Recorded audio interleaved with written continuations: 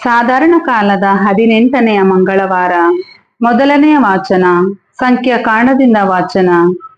ಮೋಶೆ ಕೂಶ್ ನಾಡಿನ ಮಹಿಳೆಯೊಬ್ಬಳನ್ನು ಮದುವೆ ಮಾಡಿಕೊಂಡಿದ್ದನು. ಈ ಕಾರಣ ಮಿರ್ಯಾಮಳು ಮತ್ತು ಆರೋನನು ಅವನಿಗೆ ವಿರುದ್ಧ ಮಾತನಾಡತೊಡಗಿದರು.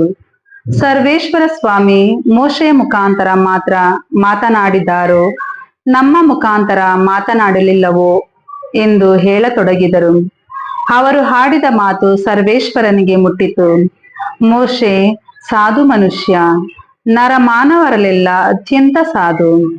ಹೀಗಿರಲಾಗಿ ಸರ್ವೇಶ್ವರ ತಟ್ಟನೆ ಮೋಶೆ, ಆರೋನ್ ಹಾಗೂ ಮಿರ್ಯಾಮರಿಗೆ, ನೀವು ಮೂವರು ದೇವದರ್ಶನದ ಗುಡಾರಕ್ಕೆ ಬರಬೇಕು ಎಂದು ಆಜ್ಞಾಪಿಸಿದರು. ಅವರು ಬಂದಾಗ ಸರ್ವೇಶ್ವರ ಮೇಘಸ್ತಂಭದಲ್ಲಿ ಇಳಿದು ಬಂದು ದೇವದರ್ಶನದ ಗುಡಾರದ ಬಾಗಿಲಲ್ಲಿ ನಿಂತು ಆರೋನ್ ಹಾಗೂ ಮಿರ್ಯಾಮಳನ್ನು ಹತ್ತಿರಕ್ಕೆ ಕರೆದರು. ಅವರು ಸಮೀಪಿಸಿದಾಗ, ನನ್ನ ಮಾತಿಗೆ ಕಿವಿಗೊಡಿ, ನಿಮ್ಮಲ್ಲಿ ಪ್ರವಾದಿ ಇದ್ದರೆ ಅವನಿಗೆ ಕಾಣಿಸಿಕೊಳ್ಳುವೆ ಜ್ಞಾನ ದೃಷ್ಟಿಯಲ್ಲಿ, ಇಲ್ಲವೇ ಅವನ ಸಂಗಡ ಮಾತಾಡುವೆ ಸ್ವಪ್ನದಲ್ಲಿ. ನನ್ನ ದಾಸನಾದ ಮೋಶೆ ಅಂಥವನಲ್ಲ, ಅವನೇ ನಂಬಿಗಸ್ತ ನನ್ನ ಮನೆಯಲ್ಲೆಲ್ಲ. ನಾನವನ ಸಂಗಡ ಮಾತನಾಡುವುದು ನಿಗೂಢವಾಗಿ ಅಲ್ಲ, ಮುಖಾಮುಖಿಯಾಗಿ ಸ್ಪಷ್ಟವಾಗಿ ಒಗ್ಗಟ್ಟಾಗಿ ಅಲ್ಲ, ಸರ್ವೇಶ್ವರನ ಸ್ವರೂಪವನ್ನೇ ಕಂಡವನಾತ.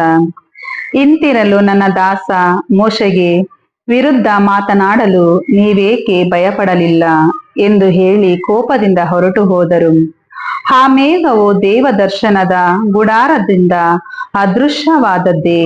ಹೀಗೂ ಮಿರ್ಯಾಮಳ ಚರ್ಮ ಹಿಮದಂತೆ ಬಿಳಿಚಿಕೊಂಡಿತು, ಆಕೆಗೆ ತೊನ್ನು ಹತ್ತಿತು. ಆರೋನನು ಆಕೆಯನ್ನು ನೋಡಿ ಆಕೆಗೆ ತೊನ್ನು ಪ್ರಾಪ್ತವಾಯಿತೆಂದು ತಿಳಿದುಕೊಂಡನು. ಆಗ ಆರೋನನು ಮೋಶೆಗೆ, ಅಯ್ಯ, ನಾವು ಮೂರ್ಖರಾಗಿ ನಡೆದು ಪಾಪ ಕಟ್ಟಿಕೊಂಡೆವು. ಈ ಪಾಪದ ಫಲವನ್ನು ನಾವು ಅನುಭವಿಸುವಂತೆ ಮಾಡಬೇಡ. ಇದು ನನ್ನ ವಿನಂತಿ. ಅರ್ಧ ಮಾಂಸ ಕೊಳೆತು ಹೋಗಿ ಹುಟ್ಟಿದ ಶಿಶುವಿನ ಶವದಂತೆ ಈಕೆ ಆಗುವುದು ಬೇಡ ಎಂದು ಕೇಳಿಕೊಂಡನು. ಆಗ ಮೋಶೆ ಸರ್ವೇಶ್ವರನಿಗೆ, ಹೇ ದೇವ, ಆಕೆಯನ್ನು ಗುಣಪಡಿಸಬೇಕೆಂದು ಬೇಡಿಕೊಳ್ಳುತ್ತೇನೆ ಎಂದು ಮೊರೆಯಿಟ್ಟನು. ಪ್ರಭುವಿನ ವಾಕ್ಯ. ದೇವರಿಗೆ ಕೃತಜ್ಞತೆ ಸಲ್ಲಲಿ. ಕೀರ್ತನೆ ಶ್ಲೋಕ. ಕೃಪಾಳು ದೇವ ಅಳಿಸೆನ್ನ ದೋಷವನ್ನು, ಕೃಪಾಳು ದೇವ ಅಳಿಸೆನ್ನ ದೋಷವನ್ನು. ಕೃಪಾಳು ದೇವ ಕರುಣಿಸೆನ್ನನು, ಕರುಣಾನಿಧಿ ಅಳಿಸೆನ್ನ ದೋಷವನ್ನು.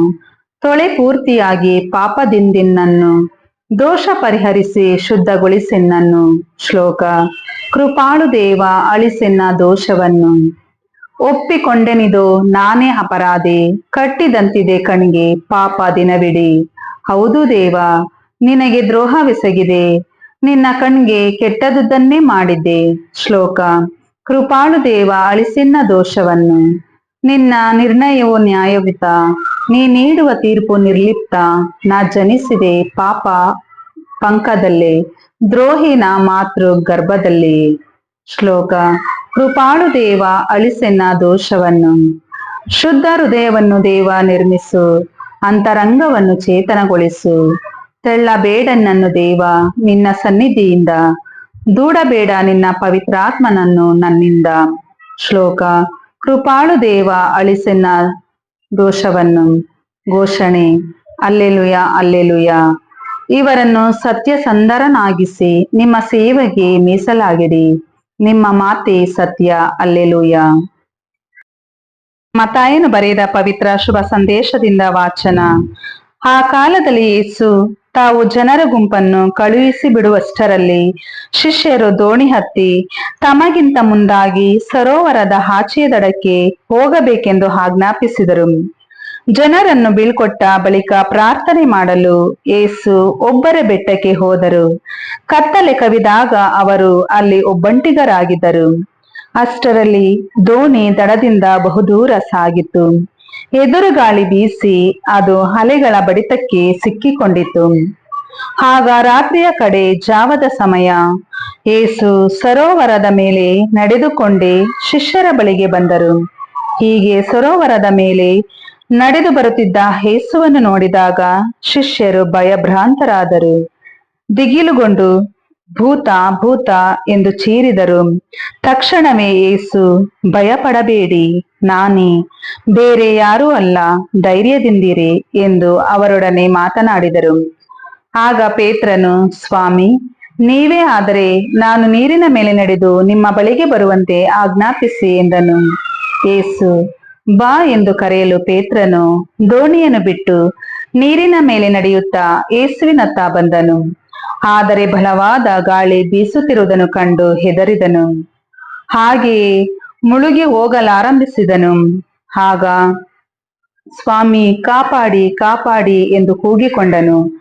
ಆ ಕ್ಷಣವೇ ಯೇಸು ಕೈಚಾಚಿ ಅವನನ್ನು ಹಿಡಿದುಕೊಂಡು, ಅಲ್ಪ ವಿಶ್ವಾಸಿಯೇ, ಏಕೆ ಸಂದೇಹಪಟ್ಟೆ ಎಂದರು. ಅನಂತರ ಅವರಿಬ್ಬರು ದೋಣಿಯನ್ನು ಹತ್ತಿದರು. ಕೂಡಲೇ ಗಾಳಿ ನಿಂತು ಹೋಯಿತು. ದೋಣಿಯಲ್ಲಿದ್ದವರು, ನೀವು ನಿಜವಾಗಿಯೂ ದೇವರ ಪುತ್ರ ಎಂದು ಹೇಳಿ ಯೇಸುವನ್ನು ಆರಾಧಿಸಿದರು. ಅವರೆಲ್ಲರೂ ಸರೋವರವನ್ನು ದಾಟಿ ಗೆನೆಸರೆತ್ ಊರಿನ ದಡ ಸೇರಿದರು. ಆ ಊರಿನವರು ಯೇಸುವನ್ನು ಗುರುತು ಹಚ್ಚಿದ್ದೇ ತಡ ಸುತ್ತಮುತ್ತಲಿನ ಊರುಗಳಿಗೆಲ್ಲ ಹೇಳಿ ಕಳಿಸಿದರು. ರೋಗ ರುಜಿನಗಳಿಂದ ನರಳುತ್ತಿದ್ದವರನ್ನು ಕರೆದುಕೊಂಡು ಬಂದರು.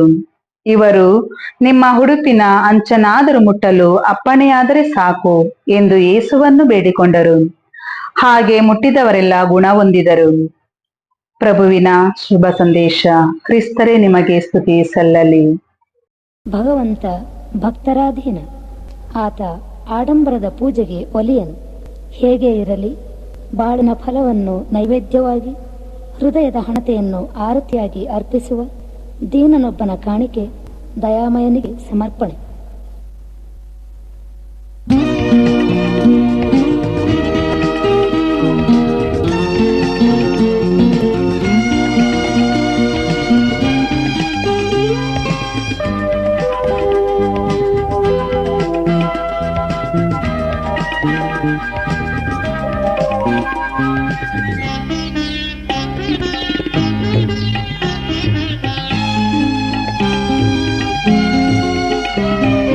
ದೈನ್ಯತಿಂ ಕೊಡುಗೆಯ ತಂದಿಹೆನು, ಸ್ವೀಕರಿಸು, ನೀಹರಸು ಎಂದು ಬೇಡುವೆನು, ಸ್ವಾಮಿ ಬೇಡುವೆನು, ಸ್ವಾಮಿ ಬೇಡುವೆನು. ದೈನ್ಯದಿಂ ಕೊಡುಗೆಯ ತಂದಿಹೆನು, ಸ್ವೀಕರಿಸು, ನೀಹರಸು ಎಂದು ಬೇಡುವೆನು, ಸ್ವಾಮಿ ಬೇಡುವೆನು, ಸ್ವಾಮಿ ಬೇಡುವೆನು.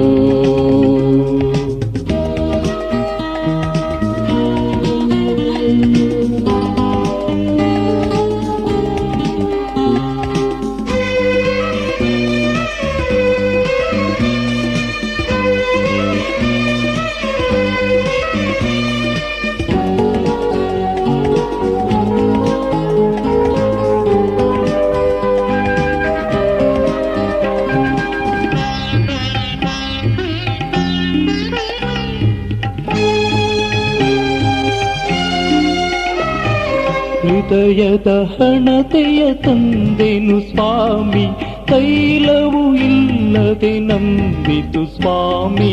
ಹೃದಯದ ಹಣತೆಯ ತಂದೆನು ಸ್ವಾಮಿ, ತೈಲವು ಇಲ್ಲದೆ ನಂದಿತು ಸ್ವಾಮಿ. ಉರಿಸಲಿ ಹೇಗೆ ನಾ, ಉರಿಸಲಿ ಹೇಗೆ ನಾ, ದೈನ್ಯತಿಂ ಕೊಡುಗೆಯ ತಂದಿಹೆನು, ಸ್ವೀಕರಿಸು, ನೀಹರಸು ಎಂದು ಬೇಡುವೆನು, ಸ್ವಾಮಿ ಬೇಡುವೆನು, ಸ್ವಾಮಿ ಬೇಡುವೆನು.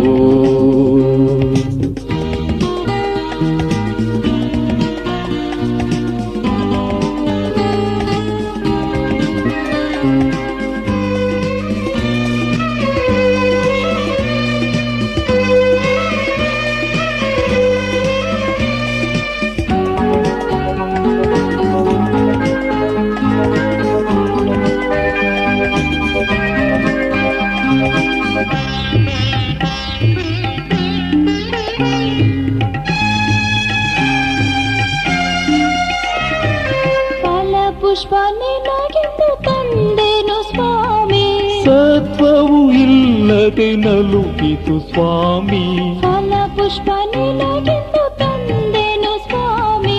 ಸತ್ವವು ಇಲ್ಲದೆ ನಲುಗಿತು ಸ್ವಾಮಿ, ನೀಡಲಿ ಹೇಗೆ ನಾ, ನೀಡಲಿ ಹೇಗೆ ನಾ. ದೈನ್ಯದಿ ಕೊಡುಗೆಯ ತಂದಿಹೆನು, ಸ್ವೀಕರಿಸು ನೀ ಹರಸು ಎಂದು ಬೇಡುವೆನು ಸ್ವಾಮಿ ಬೇಡುವೆನು, ಸ್ವಾಮಿ ಬೇಡುವೆನು.